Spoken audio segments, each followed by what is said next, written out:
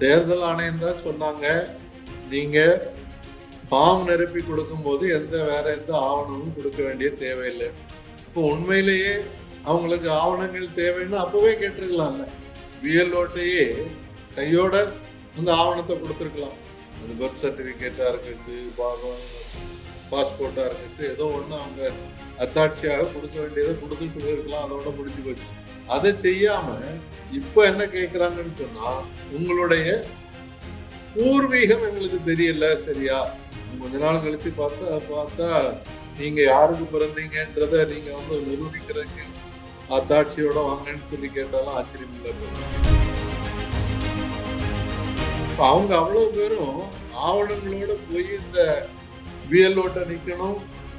BLO திருப்தி இல்லைன்னு சொன்னா எலக்ட்ரல் ஆபீசர் கொடுமை. இவங்கெல்லாம் 2024 எலெக்ஷன்ல ஓட்டு போட்டவங்க. அந்த ஓட்டு அடிப்படையில தானே அந்த ஃபார்ம் கொடுக்கும் போது அவங்களுடைய அட்ரஸ், எபிக் நம்பர் எல்லாம் போட்டு தானே கொடுத்தாங்க. அப்போ அவங்க ஏற்கனவே பட்டியலில் இருக்கிறாங்கன்னு தானே அர்த்தம். அப்படி இருக்கும்போது அவங்களுக்கு இந்த மாதிரி அத்தாட்சியில கேட்கறது பெரிய அநியாயம், கொடூரம்.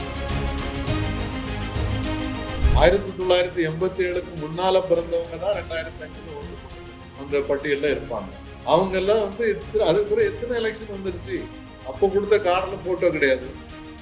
இந்த எலெக்ஷன் தான் கமிஷன் தான் சொல்லிச்சு, இல்ல நீங்க போட்டோ அடையாளம் அட்டை வாங்கினாங்க. அது வாங்கினது உடனே பழைய தூக்கி பூரா இருந்திருப்பாங்க. இப்ப அவங்க அதை வச்சிருப்பாங்கன்னு இதை எதிர்பார்க்கறதே தவறு. 1,32,00,000 பேர் அல்லது 1,35,00,000 பேரு என்ன தப்பு பண்ணாங்க? அவங்க எதுக்கு போய் கியூல நின்று நான் தான் சோன்னு ப்ரூவ் பண்ணணும்? அவங்களுடைய எபிக் கார்டு உங்க கையில தானே இருக்கு. நீங்க அதை வச்சுதானே நீங்க லிஸ்ட் எடுத்தீங்க, ஃபார்ம் கொடுத்தீங்க. அப்போ வெரிஃபை பண்ணிருக்கலாம்ல. உங்களுக்கு ரொம்ப அநியாயம் பாருங்க. இந்த நாட்டுல பிறந்து வளர்ந்து இந்த நாட்டுக்காக உழைத்து இந்த நாட்டினுடைய மிகப்பெரிய தேசபக்திகளாகவும் இருக்கக்கூடிய மக்களுக்கு நீங்க செய்யக்கூடிய அநியாயம் இல்லையா?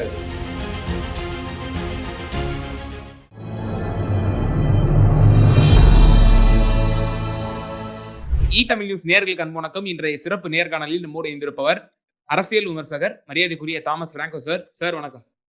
வணக்கம் சார். மேற்கு வங்கத்தினுடைய ஸ்பெஷல் இன்டென்சிவ் டிவிஷனுடைய டிராஃப்ட் ரோல் வெளியாயிருந்தது. அதில் 58 லட்சம் பேர் பட்டியலில் இருந்து நீக்கப்பட்டிருந்தார்கள். அந்த விவரம்லாம் நம்ம பத்தி பேசியிருந்தோம்.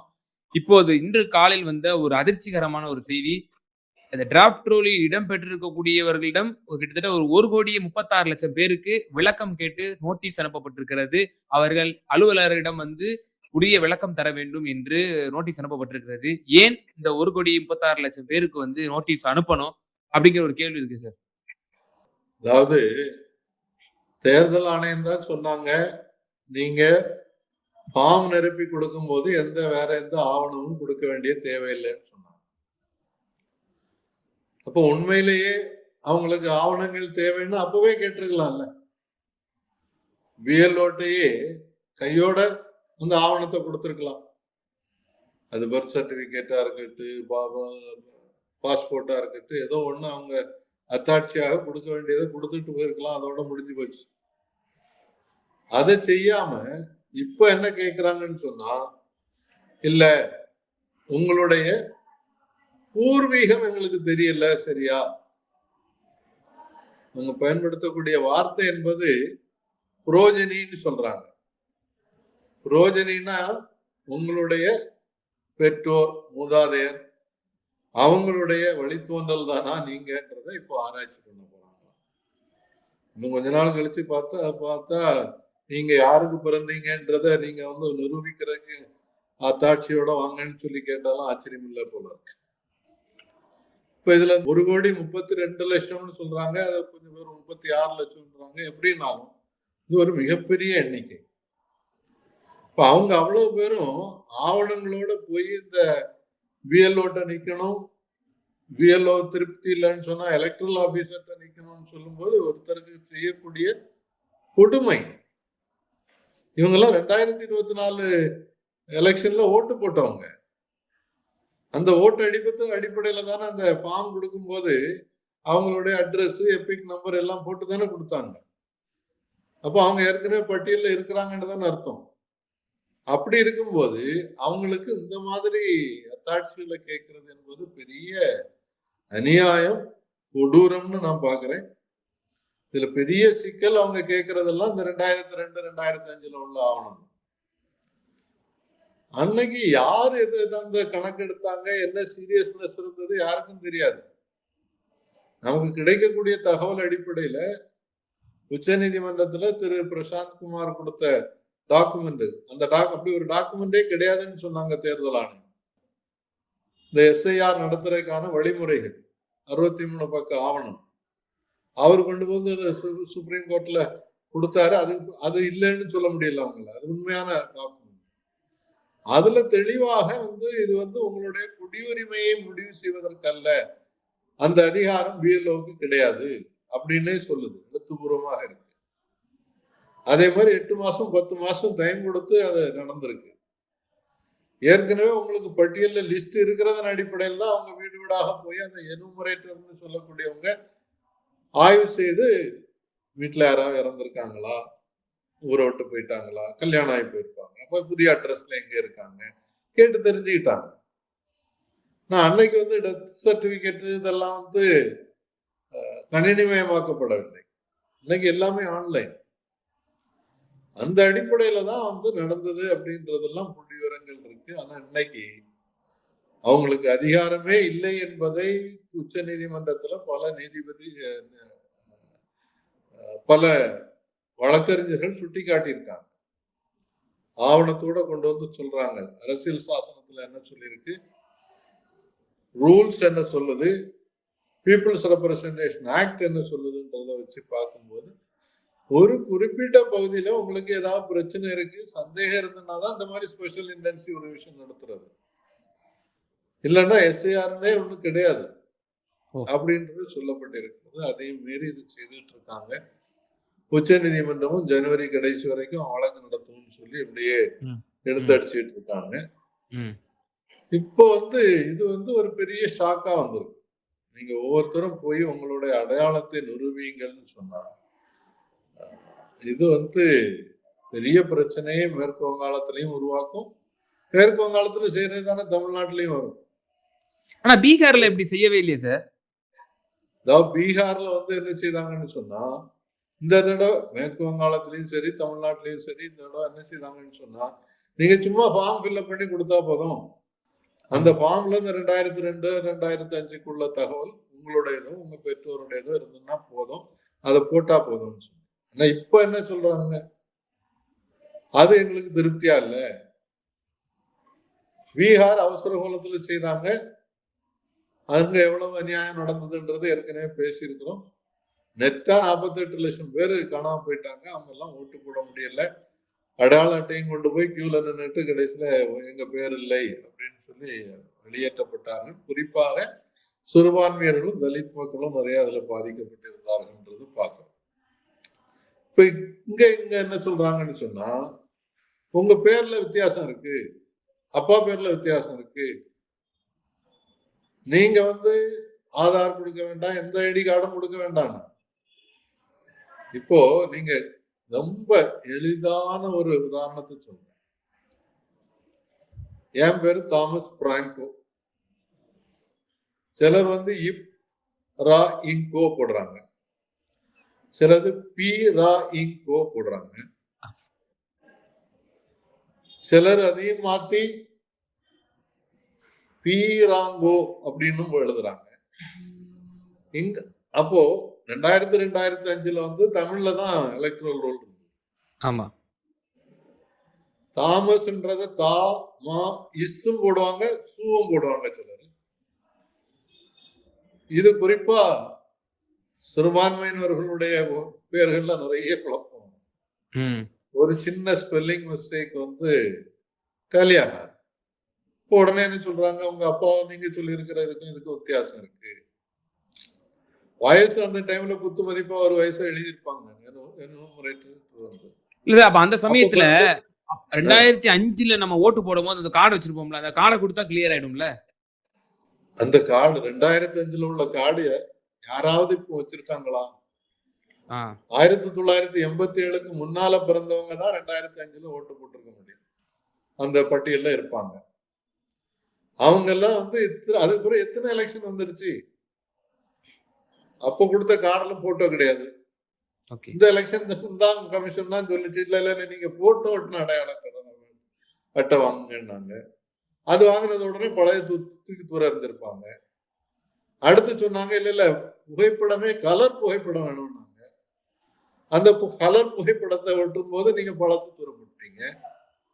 எப்படி 2002ல 2005ல உள்ளத அவ்வளவு தூரம் பெரிய முக்கியமான ஆவணம்னு யார் வச்சுக்கிட்டு இருந்திருப்பாங்க? புதுசு கார்டு வந்ததோட பழைய எல்லாத்துலயும் தானே. புது சட்டை வாங்குறதும் பழைய சட்டையை தூரப்பட்டுருவோம்ல, ரொம்ப பழசு ஆயிடுச்சுன்னா. அதே மாதிரிதான் இது. இப்ப அவங்க அதை வச்சிருப்பாங்கன்னு இதை எதிர்பார்க்கறதுலே அது தவறு. இப்ப நான் சொல்றேன் இல்லையா, என்னுடைய அப்பாவோட கார்டை கண்டுபிடிக்க முடியல, இறந்துட்டாங்க. அம்மாவோட கார்டை கண்டுபிடிக்க முடியல, இறந்துட்டாங்க. நான் உயிரோட தான் இருக்கிறேன். என் பேரு 2002 பட்டியல்ல இல்ல, என் மனைவி பேரு பட்டியல்ல இல்ல. என்னுடைய பேரை சேர்க்கறதுக்கு நான் வந்து அப்பா அம்மாவோட ஆவணங்களை எடுத்து கொடுத்து சேர்த்துட்டாங்க. பட்டியல் வந்துடுச்சு. இன்னும் முழு பட்டியல் வெளியிடலையே தவிர, இப்ப நீங்க போய் உங்களுடைய பேரு ரெக்கார்ட் ஆயிருக்கான்னு பாக்கணும்னா கொஞ்சம் டைம் எடுக்கும். ஆனா நீங்க போய் உங்களுடைய முதல்ல லாங்குவேஜ் செலக்ட் பண்ண சொல்றாங்க, அடுத்து ஸ்டேட் செலக்ட் பண்ண சொல்றாங்க, அப்புறம் அசம்பிளி மாவட்டம் செலக்ட் பண்ண சொல்லுது, அப்புறம் தொகுதியில உங்களுடைய பூத். இது அவ்வளவு கொடுத்தீங்கன்னா பூத்தினுடைய லிஸ்ட பார்க்க முடியுது. அதுல உங்க பேர் இருக்கான்னு பார்க்கணும். நான் இன்னைக்கு பார்த்துட்டேன், என்னுடைய பேர் போட்டோ எடுத்துட்டாங்க. போட்டோ ஒட்டணும்னு இவங்க தான் முன்னாலே சொன்னாங்க. இப்போ போட்டோ இல்லாம கொடுக்குறாங்க. அது ஏதோ தனிநபர் ரகசியமா, அதனால அது போட்டோ இல்ல. இப்போ எலெக்ஷன் கமிஷன் வந்து பார்ட்டிகளுக்கு கொடுக்கக்கூடிய லிஸ்ட்லயும் போட்டோ இருக்காது. போட்டோ இருந்தாதான் ஒருத்தனுக்கு போட்டோ பார்த்த உடனே ஓ இவன் போட்டோ அங்கேயும் இருக்கு அப்படின்றத நீங்க வச்சு டூப்ளிகேட்னு சொல்ல முடியும். அந்த வாய்ப்பே இல்லாத.